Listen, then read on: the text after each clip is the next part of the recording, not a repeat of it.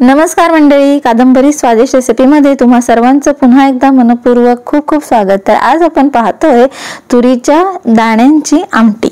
तुरीच्या शेंगा असतात त्यातले दाणे काढून घ्यायचे आणि त्याची आमटी बनवायची आहे। ही आमटी हिरव्या वाटणात बनवली आहे, हिरवीगार मस्त दिसते आहे, तितकीच ती खायला रुचकर आहे, चविष्ट आहे, खूप स्वादिष्ट आहे। कशाबरोबरही खा, चपाती बरोबर, भाकरी बरोबर किंवा भाताबरोबर आपण ही आमटी खाऊ शकतो। चला मग थोडाही वेळ न दवडता सुरुवात करूया।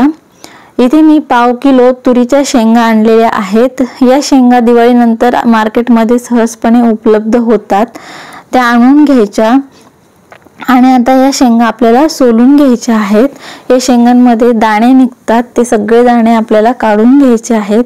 ही भाजी खूप झटपट बनते। जर तुरीच्या शेंगा सोलून ठेवलेल्या असतील, दाणे काढून ठेवलेले असतील तर अगदी 10 मिनिटात ही भाजी बनते, आमटी बनून तयार होते।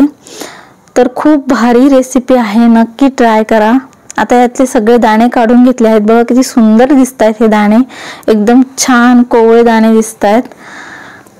तर आता हे दाणे काढून घेतलेले आहेत। आता काय करायचे, कढईमध्ये थोडंसं तेल घालायचं आहे, त्यामध्ये 5-6 मिरच्या तोडून घालायच्या आहेत, म्हणजे त्या उडत नाहीत, तशाच घातल्या तर त्या उडतात तेलामध्ये घातल्यानंतर। आता यामध्ये थोड्याशा लसूण कळ्या घालायच्या आहेत आणि याला थोडंसं असं फ्राय करून घ्यायचं आहे।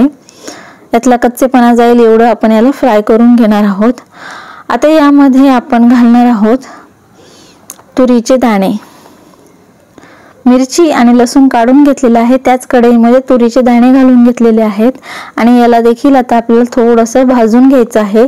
2-3 मिनिटं आपण याला भाजून घेणार आहोत। एकदम खरपूस अशी आमटीची तयारी करतो आहोत। हे बघा, हे दाणे आता भाजले गेले आहेत, याला काढून घ्यायचे, थंड करून घ्यायचं आहे। एक मिक्सरचं पात्र घेतलेलं आहे, त्यामध्ये मिरची आणि लसूण घालून घेऊया। यातच आता आपल्याला भरपूर अशी कोथिंबीर घालून घ्यायची आहे आणि आता यात आपण घालणार आहोत भाजलेले शेंगदाणे। हे सगळं वाटून घ्यायचं आहे आपल्याला, फार जास्त बारीक करायचं नाहीये, थोडंसं शेंगदाणे ओबडधोबड राहतील एवढं त्याला बारीक करून घ्यायचं आहे। हे बघा, अशा पद्धतीने हे हिरवं वाटण तयार झालेलं आहे। आता त्याच मिक्सरच्या भांड्यामध्ये जे दाणे आपण भाजून ठेवले होते ते घालून घेऊया आणि याला सुद्धा आता मिक्सर मधून फिरवून घ्यायचं आहे। ते सुद्धा ओबडधोबडच आपल्याला वाटून घ्यायचं आहे, फार जास्त बारीक करायचं नाही। हे बघा, अशा पद्धतीने ओबडधोबडच मी याला काढून घेतलेलं आहे मिक्सर मधून। आता काय करायचंय, एक कढई घ्यायची आहे, त्या कढईमध्ये तेल घालायचंय। जी कढई मी दाणे वगैरे भाजण्यासाठी वापरली होती तीच कढई घेतलेली आहे, त्यामध्ये हिरवं वाटण करून ठेवलं होतं, शेंगदाणा, मिरची आणि लसणाचं, ते यामध्ये घालायचंय आणि थोडंसं याला परतून घ्यायचं एक अर्धा मिनिट। आता यामध्ये घालूया हळद, यात अजून चव वाढावी म्हणून 1 चमचा धणेपूड घातलेली आहे।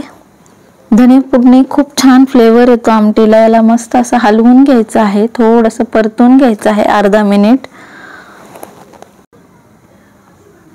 याला आता परतून झालेलं आहे। दाण्यांची जी भरड काढून घेतली होती ती सुद्धा आता यामध्ये घालून घेऊया आणि याला आता फक्त अर्धा मिनिट परतून घ्यायचं आहे।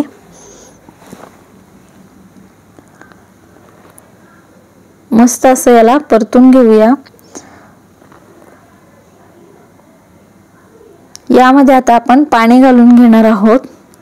ही आमटी घट्टच चांगली लागते खायला, त्यामुळे फार जास्त पाणी घालू नका, अशी घट्ट आमटी बनवून घ्या।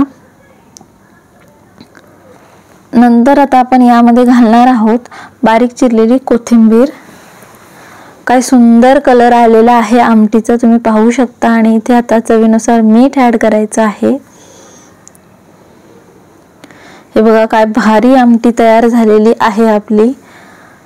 जेव्हा केव्हा म्हणजे दिवाळीनंतर तुरीच्या शेंगा बाजारात येतात तेव्हा गावाकडे आवर्जून ही आमटी बनवली जाते, खूप भारी लागते ही आमटी खायला।